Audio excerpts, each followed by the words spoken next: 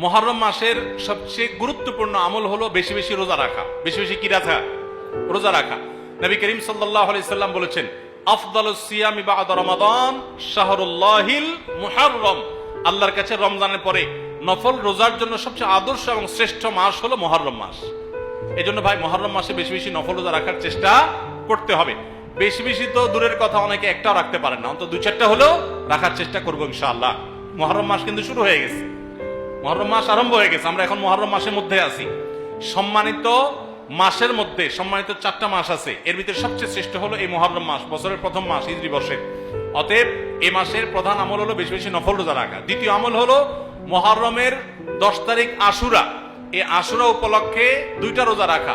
9 আর 10 রাখলে বেশি উত্তম, আর না হলে 10 আর 11 এই 2টা রোজা রাখা নারী পুরুষ সকলের জন্য সুন্নাহ।